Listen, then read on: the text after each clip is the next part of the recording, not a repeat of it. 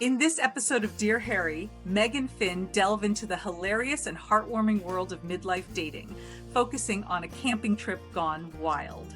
They discuss my blog post where I recently embarked on a camping adventure with my new partner, Tate. The episode highlights the challenges and joys of navigating new relationships. From the comical sight of Tate squaring off with a unicorn sleep mask, to the unexpected tire pressure trauma, our podcasters Meg and Fin share laughter and insights. They delve into the dynamics of group camping, the importance of setting boundaries, and the inevitable chaos that can ensue, even with the best laid plans. This episode also explores the heartwarming moments of connection and acceptance as Tate joins my friend group for the first time. The episode concludes with a reflection on the unexpected twists and turns of life and the power of humor and resilience in navigating the complexities of love and relationships. So grab a cup of tea or coffee, sit back and relax, and let's get real. Welcome back to Dear Harry, Season 1, Episode 4, Tarps Tents, the podcast where we dissect the hilarious, heartwarming, and sometimes hair-pulling experience of navigating midlife and new love. I'm Meg. And I'm Fin. And for those of you just joining us, Harry is our silent but oh-so-wise Highland cow canvas art, gracing our wall and offering his metaphorical motivation. Today, we're diving into the wild world of starting a new relationship in your 50s. Think camping trips with unicorn sleep masks, tire pressure traumas, and the delicate dance of blending families. We're dissecting a blog post from our friend Clara about her recent camping adventure with her new beau, Tate. Meg, Clara's camping trip sounds wild. A unicorn sleep mask? That's a new one. Can you imagine Tate waking up between two women at 51 with a unicorn mask bobbing over his head? And then Clara's friend telling him to get over her coming in and out of the tent. Classic. Women have routines, she said. We've all been there, right? It's funny how they're early birds, up and walking the beach while everyone else is sleeping. They like to day drink, relax, and then hit the hay early. Nothing wrong with that. A hilarious contrast to the night owl with the unicorn mask. Life's full of surprises, isn't it? Early to bed, early to rise, and ready to judge everyone still asleep at 8 a.m. Clara and Tate definitely seem to have their own rhythm, though, amidst the chaos. That's what matters, right, Harry? So, why were they sharing a tent? Well, they sold their trailer a while back. It was time for a change.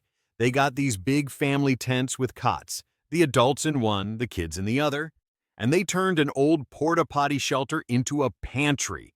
Hooked up electricity, extension cords, the whole 9 yards. The girls even had twinkle lights. Their friends had a vanity in their tent, air fryers, griddles. It's not exactly roughing it, is it? Both Tate and Clara did a lot of camping with their kids when they were younger. Glamping, you might say. Lots of great memories.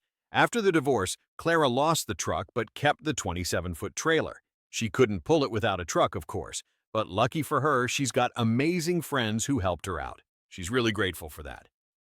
The year before Tate and Clara met, Unicorn Mask Friend and Clara took her girls, and Clara's 2 kids camping, as per usual. The kids had convinced their dad to lend Clara the truck to haul the trailer, so off they went.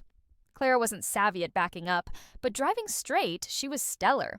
Clara mastered passing lanes, merging, and even getting gas. She had done this a few times before. Lucky for Clara, she also had helpers at the campground who would back the trailer in for her, and in some cases, drop the jacks and level everything up. That help must have been dreamy. So what you're saying is that arriving at the campground wasn't too difficult. Right. But on their departure, things got a little tricky. Let's call it a flat tire. The kids and Clara set off with a flat tire, hauling their 27-foot, 7,000-pound trailer, and prayed. Clara's masked unicorn friend stayed close behind in her Honda CR-V.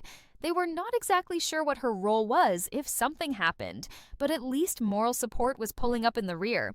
Arriving in the small 4-way stop intersection was tricky and hard to navigate towing a house on wheels.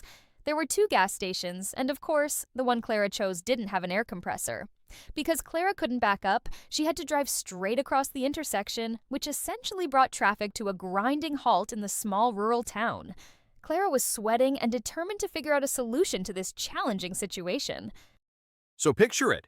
Clara tries to inflate the flat with an old-school tire hose that had no built-in gauge. A lady who looked like a leatherback turtle, about the size of a minute, comes out of the service station hollering across the parking lot at Clara and her friend that ain't nobody should be driving a truck if you don't know what you're doing, and nobody should be putting air in a tire without one of these. That's when the leatherback turtle lady hauls out a tire gauge from her bra. That image alone is worth the price of admission. I'm dying. Clara's friend responded they were asking Santa to stuff their stockings this Christmas with tire gauges. What a perfect response. A little snarky, a little festive, totally appropriate. The kids sat mortified in the back seat, with the son desperately waiting for the tire pressure to magically appear lit up on the dashboard display. It's a relatable scene for any parent who's ever attempted a road trip with children. Absolutely. It's like bringing a gazelle into the lion's den. It's amazing how quickly things can go sideways when you're dealing with a flat tire. It's a true test of character and patience, and your ability to not scream at strangers. And the lesson learned? Always carry a tire gauge. And maybe a spare tire. And possibly a sedative. You never know when you'll need it. But seriously, it's a good reminder to be prepared for anything.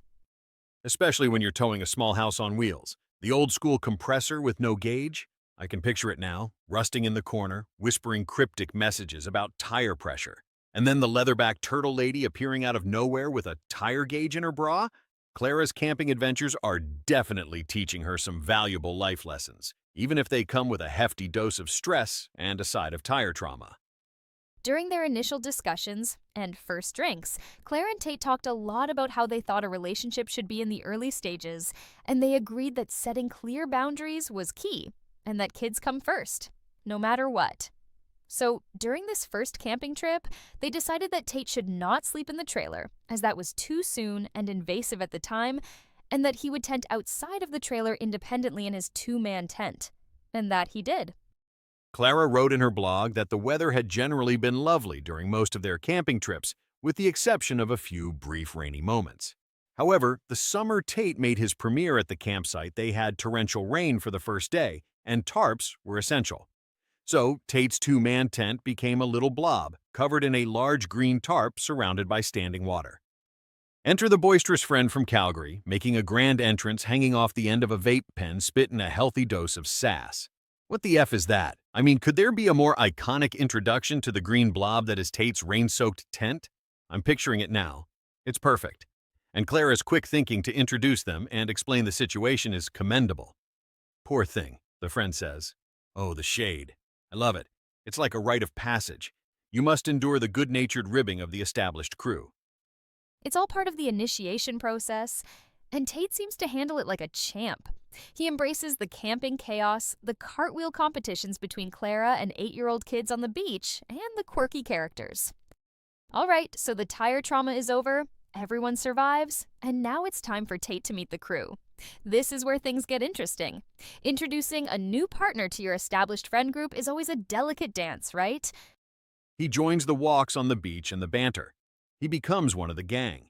It's a heartwarming story of new friendships, shared experiences, and the power of a good enchilada. They become his signature dish, a symbol of his acceptance into the fold. It's like a peace offering to the camping gods, or maybe just a really delicious meal. Either way, it works. He's in. Absolutely. It shows respect for everyone involved, especially the kids. It allows them to adjust to the new dynamic at their own pace, without feeling like their family structure is being upended overnight.